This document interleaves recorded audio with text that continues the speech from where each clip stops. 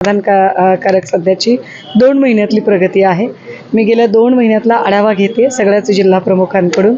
विधानसभा निहाय बैठका आणि एकूण पक्षाचा जो अजेंडा आहे त्यावर आपण काम करतोय आणि ते अतिशय उत्तम पद्धतीने जबाबदारी आमचे प्रतापभाऊ चव्हाण असतील, महेश धाराशिवकरजी असतील, शरणप्पा किंगनाळकरजी असतील, तर हे सगळे खूप उत्तम पद्धतीने काम करतात. ना खाऊंगा ना खाणे दूंगा असं ब्रीद सांगत होती.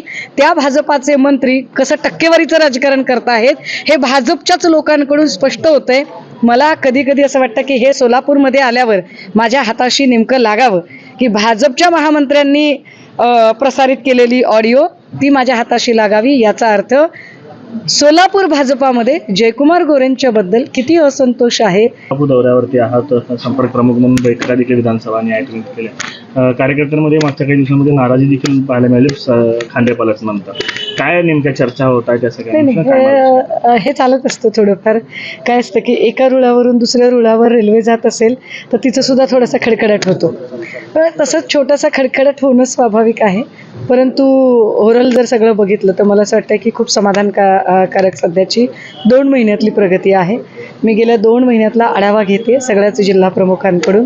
विधानसभा निहाय बैठका आणि एकूण पक्षाचा जो अजेंडा आहे त्यावर आपण काम करतोय आणि ते अतिशय उत्तम पद्धतीने जबाबदारी आमचे प्रतापभाऊ चव्हाण असतील, महेश धाराशिवकरजी असतील, शरणप्पा किंगनाळकरजी असतील, तर हे सगळे खूप उत्तम पद्धतीने काम करतात. साहेबांनी खरं पत्रकार परिषद घेतली, त्याच्यामध्ये एकनाथ शिंदे असतील, देवेंद्र फडणवीस यांच्यावरती पुन्हा एकदा टोक टाकलेली आहे. त्याला उत्तर भाजपकडनं दिलं जातं. मतलबी राजकारणाची सुरुवात उद्धव ठाकरेंनी केली.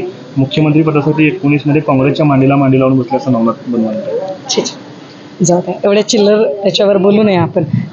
जरा क्वालिटी आणि कोणी बोललं असेल तर त्याच्यावरती नक्की विचारा. कुठे काहीतरी अशा भुंकणाऱ्यांवर बोलावं. चला, ज्योती वाघमारे बोलायचं नाही, तुम्ही काय, तुम्हाला राज्याच्या अजेंड्यावर काय विचारायचं ते विचारा ना. मी आहे म्हणतायत उद्धव ठाकरे. नाही, सॉरी, मी खूप वेळा सांगितले तुम्हाला की काही लोक कुठेही असले तरी तो जो ऑरा असतो तो त्यांना येऊ शकत नाही. त्यामुळे मी पुन्हा सांगते की अशा चंगूमंगू लोकांवर नाही बोलणार मी.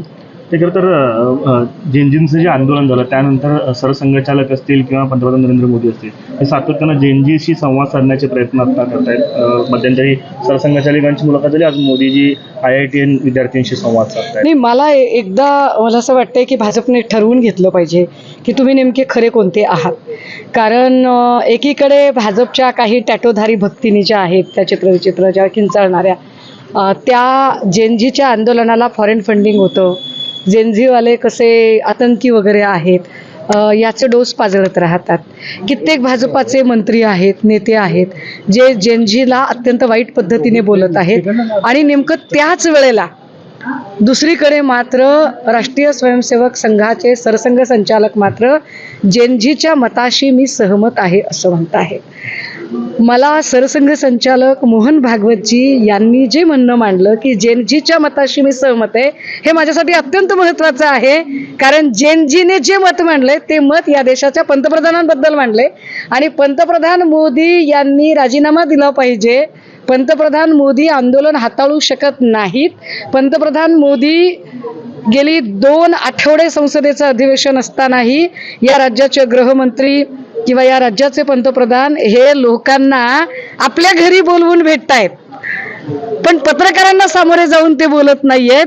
आणि यावरचा रोष जेनजीने व्यक्त केलाय. आणि त्या जेनजी सोबत मोहन भागवत जर सहमत असतील तर याचा स्पष्ट अर्थ आहे की जेनजीने मोदींबद्दल आणि अमित शहांबद्दल जी भूमिका मांडली त्यावर मोहन भागवतजी सुद्धा सहमत आहे. तुम्ही जी भूमिका मांडता किंवा विरोधक जी भूमिका जेनजींबद्दलची बोलत होते तीच भूमिका सरसंघचालकांनी मांडली आणि त्यामुळे कदाचित अंबादास दानवेंनी आज सरसंघचालकांची भेट घेतली, त्यांच्या कार्यक्रमाला उपस्थित नव्हते. मला असं वाटतं की जेनजी असतील किंवा एकूण त्यांनी इथल्या शिक्षण व्यवस्थेच्या वरचे जे काही आरोप आत्ताचे केलेले आहेत, शिक्षण व्यवस्थेमध्ये रिफॉर्म करण्याची गरज आहे या संबंधाने जी जागरूकता जेनजीने दाखवलेली आहे आणि ते रिफॉर्म्स करायला किंवा त्याच्याशी संबंधित असणाऱ्या प्रश्नांना उत्तरं द्यायला जर या देशाचे पंतप्रधान कमकुवत ठरत असतील तर त्यांनी अजिबात सत्तेत राहू नये, त्यांनी राजीनामा दिला पाहिजे. या मताशी निश्चितपणे मोहन भागवतजी सुद्धा सहमत असतील. कारण मी अत्यंत जबाबदारीने सांगितलं पाहिजे की राष्ट्रीय स्वयंसेवक संघाचे सरसंघ संचालक मोहन भागवतजी म्हणाले होते की 70 नंतर निवृत्तीची शाल पांघरली पाहिजे. मोदींनी 70 ओलांडली आहे. एक ट्विट केलं तुम्ही आता विजय चौधरी यांचं, त्याच्यामध्ये जयकुमार गोरेंचा देखील उल्लेख या ट्विटमध्ये आपण केला की जयकुमार गोरेंना टक्केवारी द्यावी लागते. सोलापूरचे पालकमंत्री बघा, विजय चौधरी हे भाजपचे महामंत्री राहिलेले आहेत, आता फरार आहे बहुतेक. आणि त्या ज्या ऑडिओ व्हायरल झालेले आहेत त्याच्यामध्ये PA ला अटक झालेली आहे. त्यामुळे त्या ज्या ऑडिओ आहेत त्या ऑडिओ आत्ता ऑलरेडी म्हणजे ऑन रेकॉर्ड आहेत आणि जवळपास 7,500 ऑडिओ आहेत, ज्यातली एक एक ऑडिओ बाहेर येते. मला वाटते की विजय चौधरी आणि PA याच्यावर आपण चर्चा करतोय, पण त्याहीपेक्षा महत्त्वाचं यातला जो कंटेंट आहे तो भयंकर आहे. जी भाजपा ना खाऊंगा ना खाणे दूंगा असं ब्रीद सांगत होती, त्या भाजपाचे मंत्री कसं टक्केवारीचं राजकारण करतायत हे भाजपच्याच लोकांकडून स्पष्ट होतंय.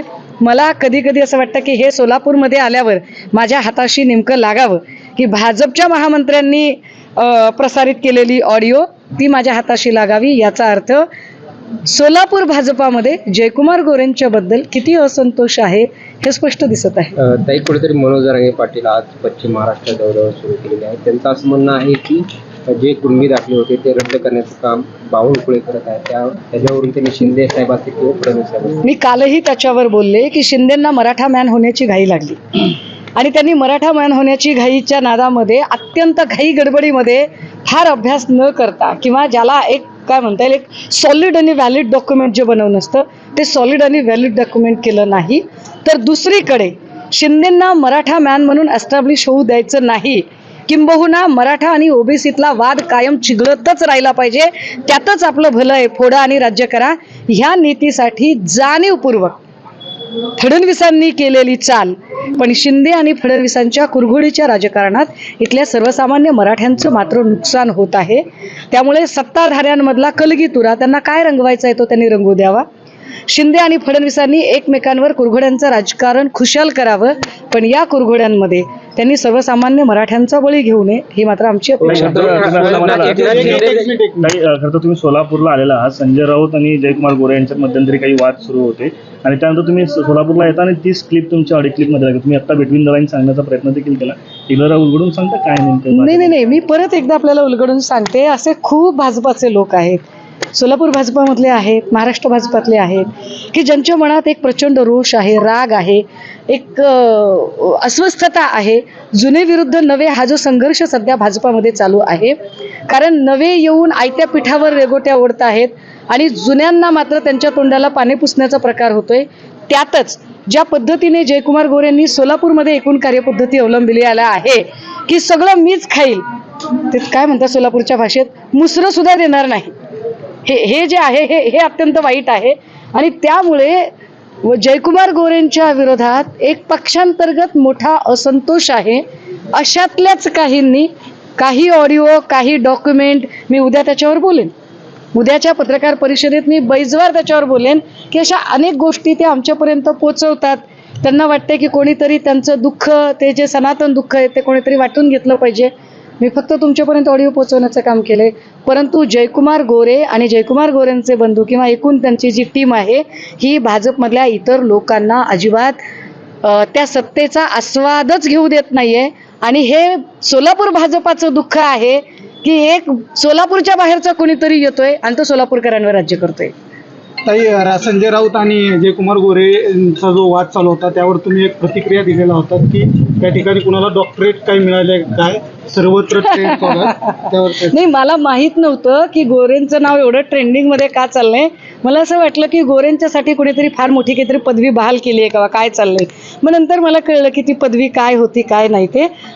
परंतु आपण जे म्हणताय ना की गोरे आणि राऊतांचा वाद, तर वाद किंवा चर्चा ही नेहमी बरोबरीच्या लोकांमध्ये होती. गोरे नेते संजय राऊत यांची बरोबरी करू शकत नाही, कारण सन्माननीय संजय राऊत साहेब हे संघटनेसोबत ज्या कठीण काळात उभे आहेत त्याच्या पासंगालाही जयकुमार गोरे असो.